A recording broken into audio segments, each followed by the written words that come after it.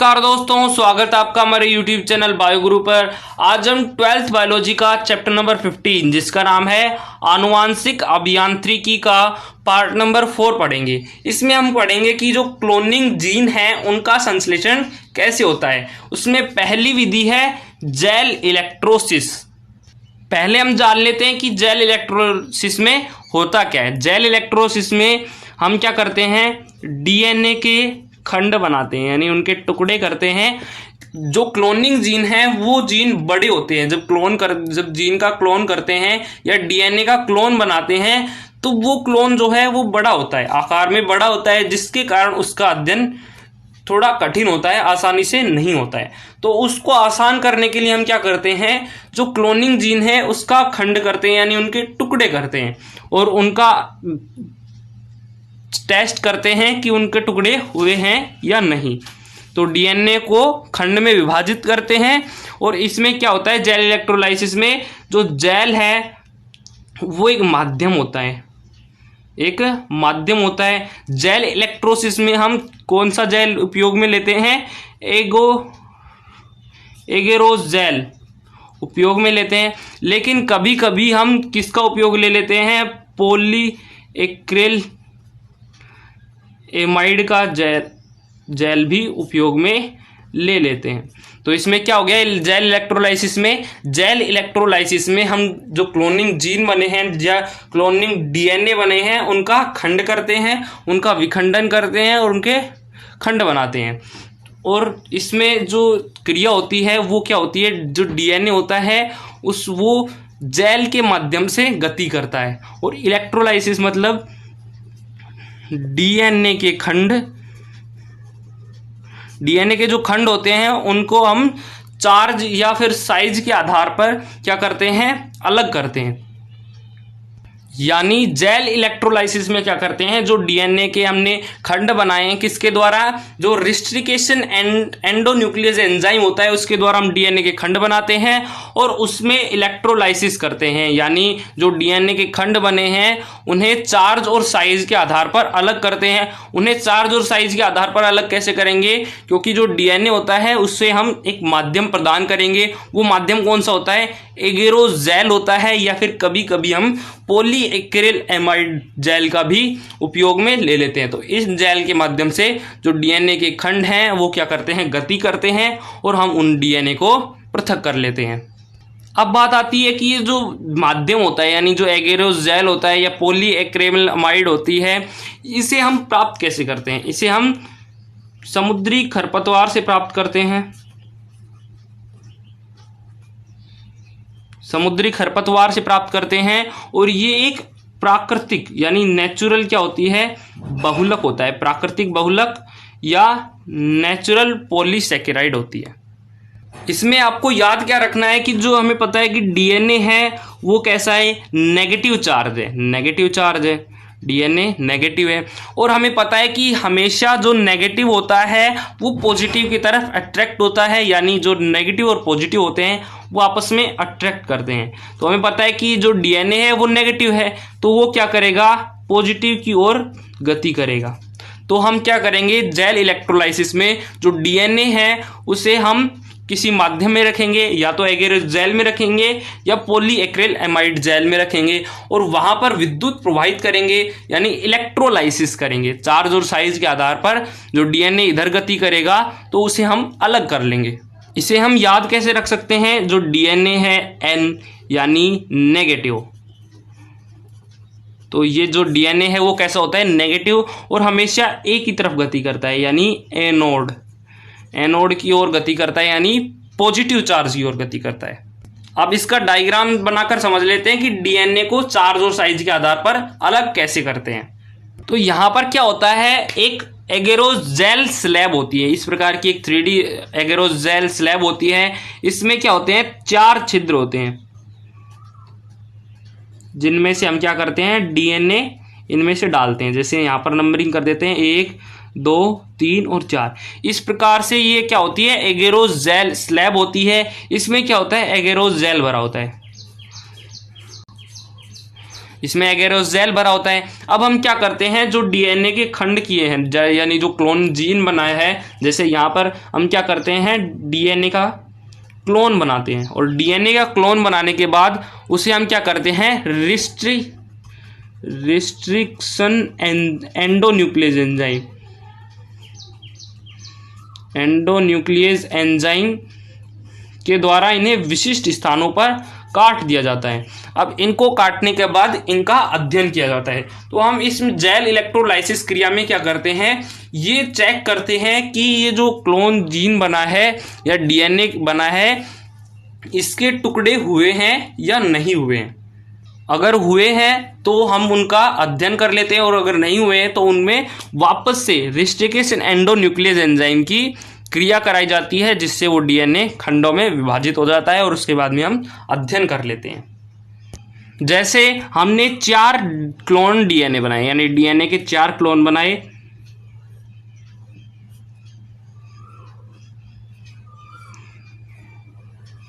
ये डीएनए के 4 क्लोन हो गई।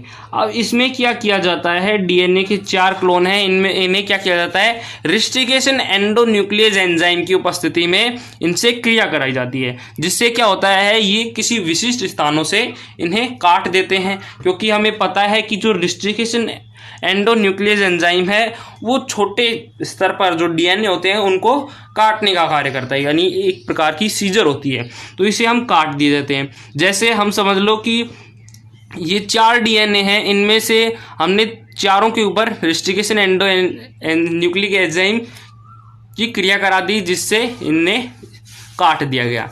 अब इसमें से मान लो कि 3 को काट दिया गया, यानी 3 को विशिष्ट स्थानों से काट दिया गया, और 1 को नहीं कटा, यानी इसकी जो क्रिया है वो अच्छी तरह से नहीं हुई। तो हम इसका पता कैसे लगाएंगे, इसके लिए हम क्या करेंगे, इन चारों डीएनए को इन छिद्रों में प्रोवाइड कर देंगे, यानी जो एगेरोस जेल स्लैब है इसमें प्रोवाइड कर देंगे। अब हम देखेंगे कि यहाँ पर प्रोवाइड होने के बाद इलेक्ट्रोलाइसिस होगा। अब यहाँ पर जेल की क्रिया तो हो गई, जैसे जेल की क्रिया हो गई, यानी एगेरोस जो जेल स्लैब है उसमें डीएनए को डाल दिया। अब उसके बाद में क्या होता है, इलेक्ट्रोलाइसिस होता है, यानी चार्ज और साइज के आधार पर क्या होता है, इनका पृथक्करण होता है। अब यहाँ पर चारों डीएनए को डाल दिया गया। अब इनमें चारों में डीएनए भरे हुए हैं, जैसे इन तीनों में तो क्या है, जो पचित डीएनए हैं, यानी जो कटे हुए डीएनए हैं वो भरे हुए हैं, और एक ये जो पहला है इसमें अपचित या बिना कटा हुआ डीएनए है। तो इसमें अब हम क्या करेंगे, चार्ज प्रोवाइड करेंगे। अभी हमने बताया था जो इलेक्ट्रोसिस क्रिया होती है इसमें क्या होता है, डीएनए के खंड चार्ज और साइज के आधार पर अलग होते हैं। अब इनका जो साइज है वो कट गया है, यानी जो डीएनए है वो कट गए हैं, अब इनका पृथक्करण बाकी रह गया है। तो अब इन्हें चार्ज प्रदान करते हैं। जैसे यहाँ पर एक नीचे एक स्लैब लेते हैं, इसमें हम क्या करते हैं, बफर सॉल्यूशन भरते हैं, बफर सॉल्यूशन। ये जो बफर सॉल्यूशन होता है ये क्या करता है, मुक्त आयनों को ग्रहण करता है। जो मुक्त आयन होते हैं जैसे Na+, Mg+2, इस प्रकार जो आयन होते हैं उनको ग्रहण करता है। अब इसके अंदर ये बफर सॉल्यूशन के अंदर आ गए। अब हम क्या करेंगे, यहाँ पर इलेक्ट्रिसिटी प्रोवाइड करेंगे, क्योंकि सीधे हम यदि इलेक्ट्रिसिटी प्रोवाइड कर देंगे तो क्या होगा, अगर इसमें आयन नहीं होंगे यानी जो अशुद्धियाँ नहीं होंगी तो इसमें क्या नहीं होगा, विद्युत प्रवाहित नहीं होगी। तो पहले हम इसमें ऐसा विलयन भरते हैं जो आयनों को ग्रहण करते हैं, तो वो विलयन कौन सा है, बफर सॉल्यूशन है। तो बफर सॉल्यूशन भर देते हैं यहाँ पर, और इस प्लेट को हम कहते हैं बफर बॉक्स, क्योंकि इसमें क्या हुआ है, बफर भरा हुआ है। अब ये बफर क्या करता है, मुक्त आयनों को ग्रहण कर लेता है। इसमें आयन है, यहाँ पर इस प्रकार इसमें आयन है। अब इसमें क्या होता है, जब हम इसमें विद्युत प्रोवाइड करते हैं, यहाँ से विद्युत प्रोवाइड करते हैं, तो ये यहाँ से अगर मान लो एनोड दे रहे हैं और यहाँ से कैथोड, तो क्या होगा, जो एनोड, हमें पता है कि आयन जो है वो एनोड से कैथोड की ओर गति करते हैं, यानी यहाँ पर जो आयन स्थित हैं वो कहाँ चले जाएंगे, कैथोड की ओर चले जाएंगे, यानी सारे इलेक्ट्रॉन इधर आ जाएंगे कैथोड की ओर, यहाँ से इलेक्ट्रॉन यहाँ पर प्रोवाइड हो जाएंगे।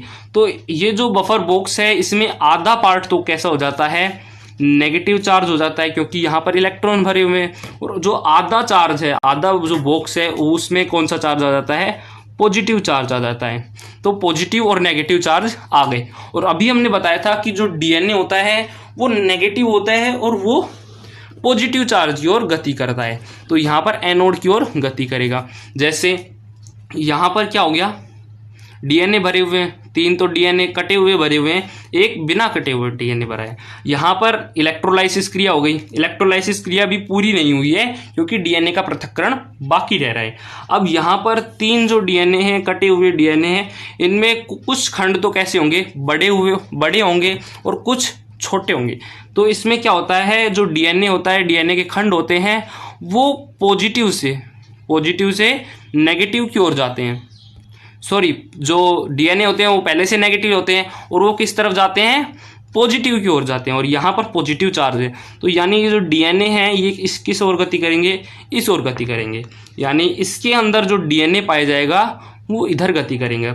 अब इस डीएनए में जो खंड होंगे वो कुछ छोटे होंगे और कुछ बड़े होंगे। जिनमें से जो बड़े होंगे वो धीरे गति करेंगे। जैसे हम उदाहरण समझ सकते हैं, एक मोटा आदमी है और एक पतला आदमी है। तो पतला आदमी अधिक तेजी से दौड़ सकता है लेकिन मोटा आदमी कम तेजी से दौड़ सकता है। तो यहाँ पर जो बड़े खंड है वो धीमी गति करेंगे। जैसे इन तीनों में खंड विभाजित हैं और इसमें क्या है, अपचित डीएनए भरा हुआ है। यानी इसमें क्या नहीं है, जो डीएनए है वो कटा हुआ नहीं है, तो उसमें खंड नहीं होंगे, तो वो गति भी नहीं करेगा। अब इसमें क्या हो गया, गति करने लग गए। इसमें जो बड़ा वाला खंड है वो धीरे गति करेगा, जबकि उससे छोटे वाला उससे तेज गति करेगा।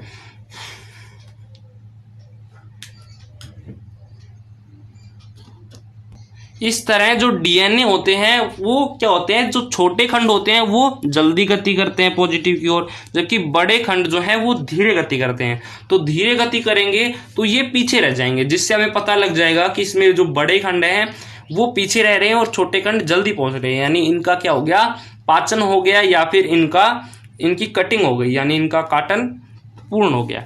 जबकि इसमें जो पहला जो छिद्र है, जिसमें एगेरोस जेल में जो पहला छिद्र है उसमें क्या नहीं हो रहा है, पॉजिटिव की ओर गति नहीं कर रहा है। यानी यहाँ पर ये जो पहला छिद्र है इसमें जो डीएनए भरा हुआ है उसका पाचन नहीं हुआ है, यानी उसकी क्रिया रेस्ट्रिकेशन एंडोन्यूक्लियस एंजाइम के साथ नहीं हुई है। तो इसकी क्रिया हम किसके साथ करा देंगे, रेस्ट्रिकेशन एंडोन्यूक्लियस एंजाइम के साथ करा देंगे और उसके खंड विभाजित हो जाएंगे। इस तरह से जो डीएनए होता है उसमें जो खंड होते हैं उनको किस प्रकार विश्लेषण किया जाता है, उनका संश्लेषण किस प्रकार किया जाता है, जेल, यहाँ पर एगेरोस जेल भरा हुआ है जिसके कारण ही जो डीएनए है वो गति कर रहा है। अभी हमने बात भी की थी कि जो जेल होता है वो एक माध्यम की तरह होता है, यानी उसके द्वारा ही जो डीएनए के खंड होते हैं उनमें क्या होता है, गति होती है। और इलेक्ट्रोलाइसिस मतलब डीएनए के खंड जो है वो चार्ज और साइज के आधार पर अलग कर लेते हैं। तो इसमें चार्ज और साइज के आधार पर अलग कैसे करेंगे, जब इसमें चार्ज प्रवाहित किया जाएगा, जब बफर सॉल्यूशन में विद्युत प्रवाहित की जाएगी तो उसमें क्या होगा, जो आयन होंगे वो कहाँ चले जाएंगे, कैथोड की ओर, जिससे इसमें कैथोड की ओर तो नेगेटिव चार्ज आ जाएगा और एनोड की ओर पॉजिटिव चार्ज आ जाएगा।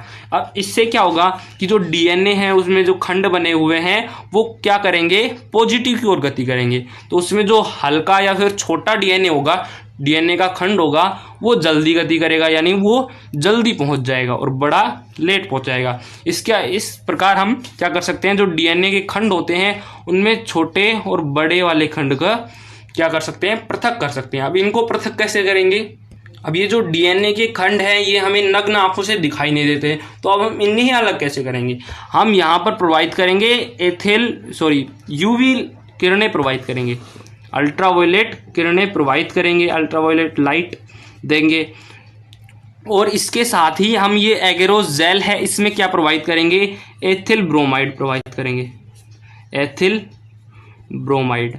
अब इस जेल में एथिल ब्रोमाइड डालने पर और यूवी लाइट यूज करने पर क्या होगा, इसमें जो डीएनए है उनमें एक कलर आ जाएगा। कलर कौन सा आ जाएगा, ब्राइट ऑरेंज, यानी जो हल्का संतरी रंग दिखाई देने लग जाएगा, जिससे हमें इसके खंड नजर आने लग जाएंगे। और हम इनको जेल के साथ, यहाँ पर जेल भी उपस्थित है एगेरोस जेल, तो एगेरोस जेल के साथ इनको अलग कर लेते हैं। और अलग करने के बाद क्या करते हैं, इल्यूशन क्रिया करते हैं। अब बात आती है कि इल्यूशन किसे कहते हैं, इल्यूशन किसे कहते हैं। इल्यूशन क्या है, जो एगेरोस जेल है जिसमें एथिल ब्रोमाइड है, जिसमें यूवी लाइट्स प्रवाहित की जा चुकी हैं और उनमें जो डीएनए के खंड हैं उनमें एक कलर आ गया है हल्का संतरी, तो उसके बाद में हम इल्यूशन क्रिया करते हैं, यानी जो डीएनए हमें संतरी कलर के दिख रहे हैं उन्हें हम अलग कर लेते हैं जेल के साथ उन्हें अलग कर लेते हैं। और अलग करने के बाद हम क्या करते हैं, उसमें से जेल को पृथक कर देते हैं, क्योंकि शुरू में अगर यहाँ पर जेल को पृथक करेंगे तो संभावना ये होती है कि डीएनए जो है, डीएनए का खंड है वो खत्म हो सकता है, यानी नष्ट हो सकता है। तो उसमें हम क्या करेंगे, पहले हम उस डीएनए को जेल के साथ अलग कर लेंगे और फिर बाद में जेल को पृथक कर देंगे। तो इस प्रकार इल्यूशन क्रिया द्वारा हम डीएनए के खंडों को निकाल सकते हैं और जेल इलेक्ट्रोलाइसिस क्रिया के द्वारा छोटे खंडों को और बड़े खंडों को पृथक कर सकते हैं। और ये भी चेक कर सकते हैं कि कौन सा डीएनए रिस्ट्रिकेशन एंडोन्यूक्लियस एंजाइम द्वारा नहीं कटा है। मैं समझता हूं कि आपको एगेरोस जेल जो है वो क्रिया समझ में आ गई होगी। एक बार फिर से रिपीट कर लेते हैं कि जेल इलेक्ट्रोलाइसिस क्रिया में क्या होता है। तो जो जेल इलेक्ट्रोलाइसिस क्रिया होती है उसमें जेल होता है, उसे हम माध्यम के रूप में उपयोग करते हैं, यानी जो एगेरोस जेल होता है, अभी हमने पढ़ा एगेरोस जेल स्लैब लेते हैं, उसके स्थान पर हम पॉलीएक्रिलएमाइड जेल का भी उपयोग कर सकते हैं। इनका निर्माण कहाँ से होता है, समुद्री खरपतवार द्वारा होता है और ये प्राकृतिक बहुलक होते हैं। जो इलेक्ट्रोलाइसिस होता है उसमें हम क्या करते हैं, डीएनए के खंड को चार्ज और साइज के आधार पर अलग कर लेते हैं। चार्ज और साइज के आधार पर अलग कैसे करते हैं, जो छोटा खंड है वो जल्दी आ जाएगा यानी आगे पहुंच जाएगा, तो हम छोटे खंड को प्राप्त कर सकते हैं, और जो बड़ा खंड है जो पीछे रह गया है उसे भी हम प्राप्त कर सकते हैं, यानी चार्ज और साइज के आधार पर हम उन्हें अलग कर सकते हैं। तो जो डीएनए होता है उसमें क्या होता है, नेगेटिव चार्ज होता है और नेगेटिव हमेशा पॉजिटिव की ओर अट्रैक्ट होता है। तो हम क्या करते हैं, इसमें इलेक्ट्रोलाइसिस क्रिया करते हैं, यानी एक बफर सॉल्यूशन लेते हैं, बफर बॉक्स लेते हैं, उसमें बफर सॉल्यूशन भरते हैं। वो क्या करता है, इलेक्ट्रॉन जो आयन होते हैं उनको ग्रहण करता है और उन्हें कहाँ पर पहुंचा देता है, कैथोड की ओर पहुंचा देता है, और कैथोड की ओर नेगेटिव चार्ज हो जाता है और एनोड की ओर पॉजिटिव चार्ज हो जाता है। अब यहाँ पर पॉजिटिव चार्ज आ गया। अब पॉजिटिव चार्ज आने के बाद क्या होगा, जो डीएनए के खंड हैं उनमें गति होना प्रारंभ हो जाएगी। जो छोटे खंड हैं वो जल्दी पहुंच जाएंगे और बड़े खंड लेट पहुंचेंगे। तो हम क्या करते हैं, इसमें एथिल ब्रोमाइड डालते हैं और यूवी लाइट का उपयोग करते हैं, जिससे डीएनए के खंड कैसे हो जाते हैं, हल्के संतरी रंग के हो जाते हैं, उनमें चमक आ जाती है और फिर हम उन्हें देख सकते हैं और उन्हें जेल के साथ अलग कर सकते हैं। अब इन्हें जेल के साथ अलग कर लिया और इन इल्यूशन क्रिया कर दी। इल्यूशन मतलब जेल के साथ अलग करके और उसमें जेल को अलग कर दिया जाता है और डीएनए के खंड को प्राप्त कर लिया जाता है। इस प्रकार जेल इलेक्ट्रोलाइसिस क्रिया द्वारा हम क्या कर सकते हैं, डीएनए के जो छोटे खंड है उन्हें भी प्राप्त कर सकते हैं और बड़े खंड है उनको भी प्राप्त कर सकते हैं। डीएनए के खंड को साइज और चार्ज के आधार पर अलग कर सकते हैं। अगर आपको ये वीडियो पसंद आई होगी तो प्लीज़ अपने दोस्त के पास शेयर करें। धन्यवाद।